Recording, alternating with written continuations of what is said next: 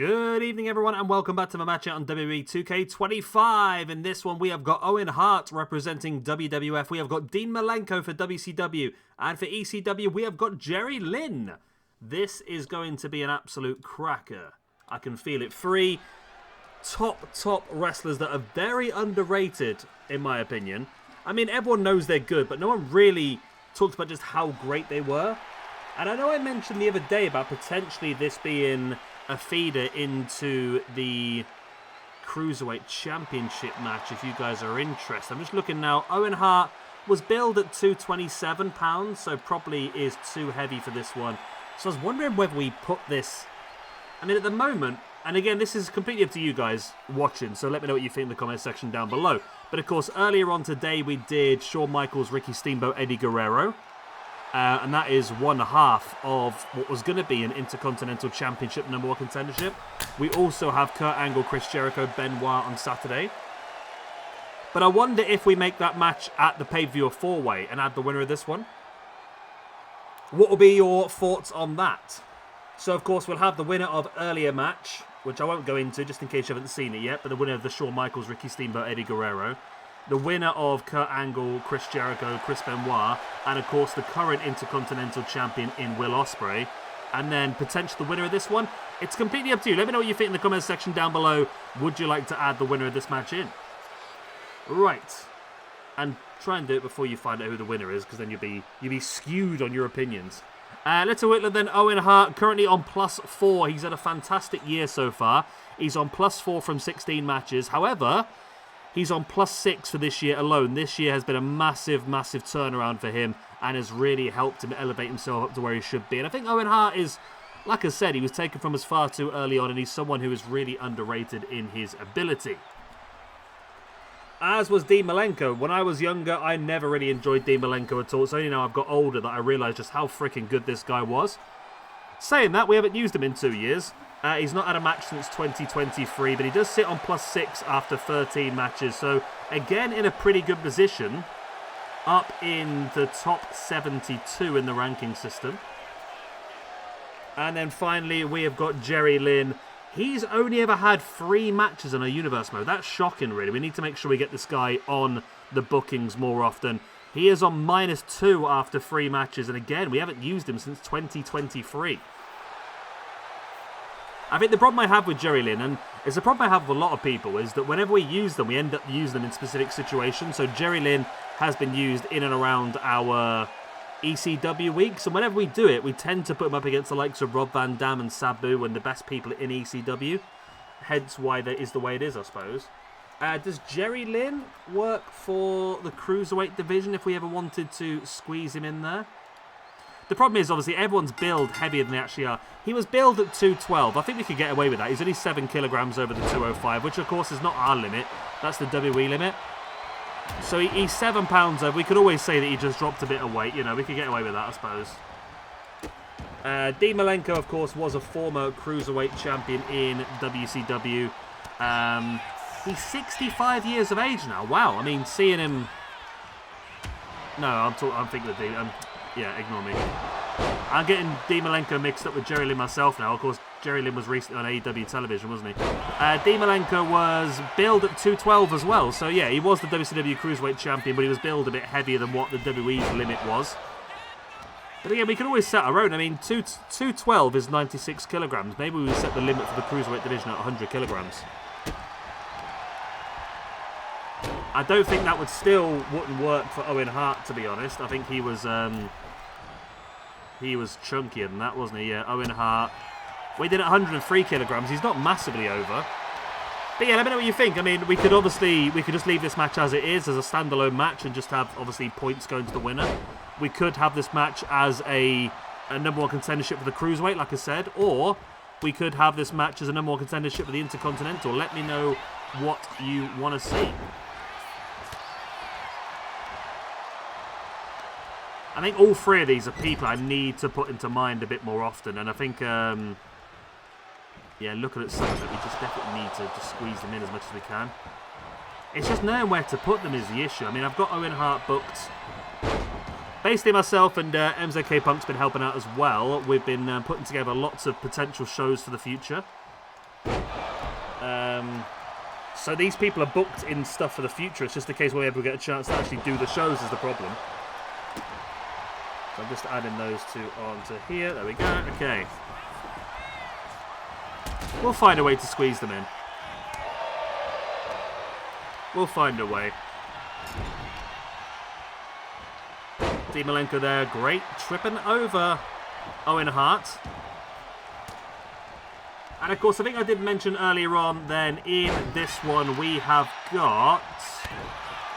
so Owen Hart representing WWF. We've got Malenko for WCW and Jerry Lynn for ECW. Currently, ECW are winning with 10 victories.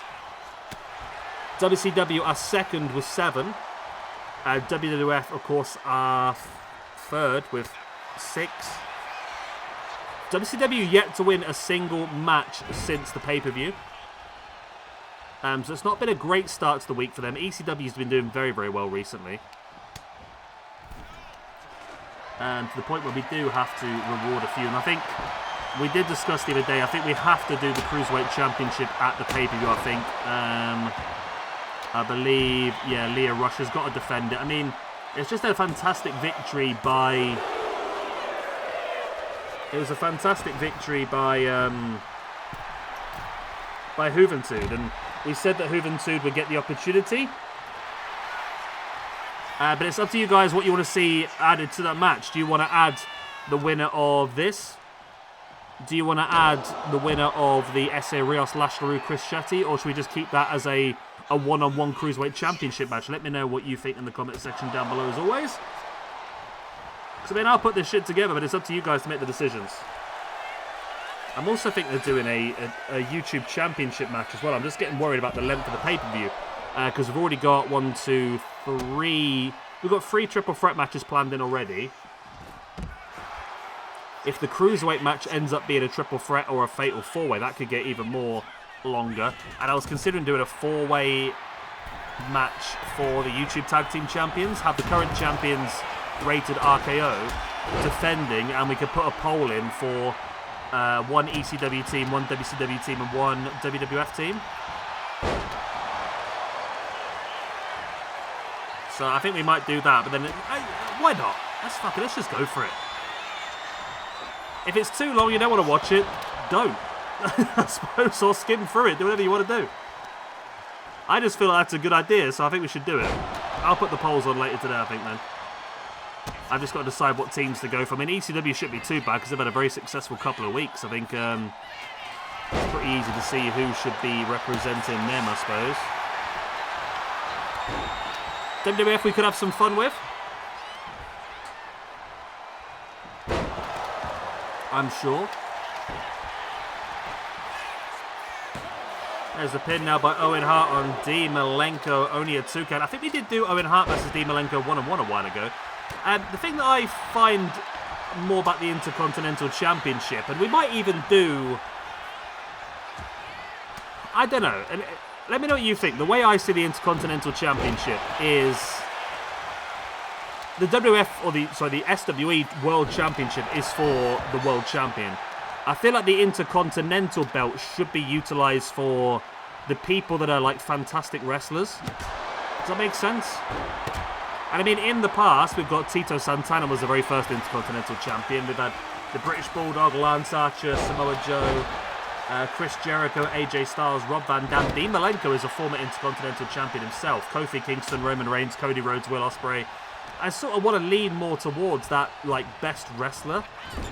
So the IC Championship is just like the best in-ring competitor, whereas the World Champion is just like the best overall. Like, taking into account everything. I don't know. What do you guys think? Let me know what you think. That's sort of how I've always seen it, in my opinion. And if that's the case, maybe we could do the same for the Women's Intercontinental.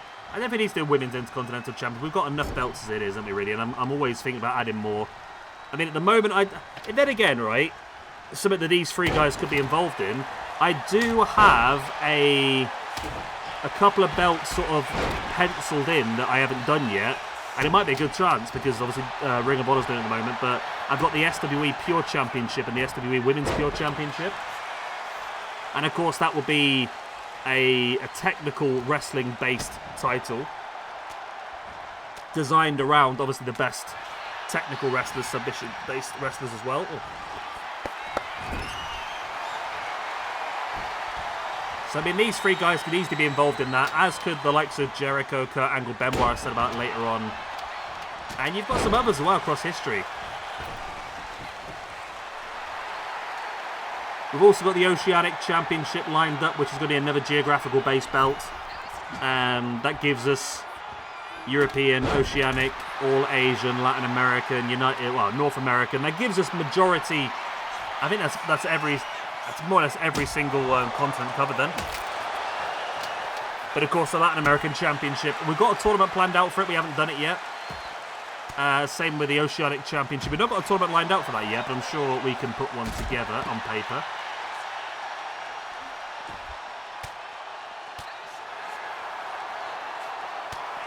But yeah, these three guys would be fantastic. I'm just trying to think like some of the best technical wrestlers of all time. I mean, obviously Bret Hart would have to be in there as well, I would imagine. Zack Sabre Jr., Bryan Danielson. I mean, there's a fine line because you don't want to overlap it too much with the Bloodsport Championship, do you really? Bloodsport is more for the ground and pound sort of MMA style, though, isn't it, I suppose? Jerry Lynn now taking up. Owen Hart in with the pile driver. Hechicero's another one.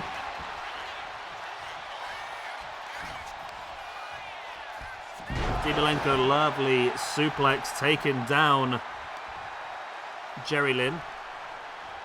Good damage has been done now by these guys.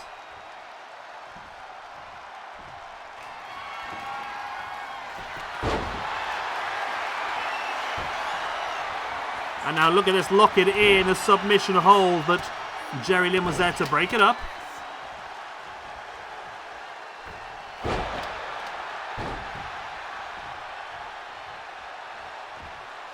And Malenko now is in control, but what does he want to do here?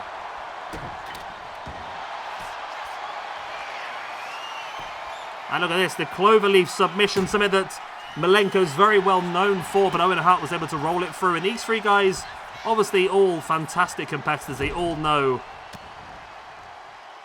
exactly what to do in certain situations. They all know a lot of submissions. They all know how to break free from those submissions as well. Only a 2 count, and now Malenko was looking for the German suplex. Owen Hart spun it around and then got caught with the Bulldog. In with that running tornado DDT. There's the pin by Jerry Lynn. It's only a 2 count.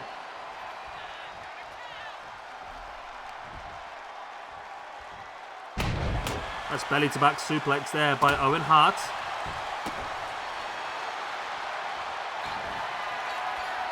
And now Owen heading up to the top. What is he thinking about here?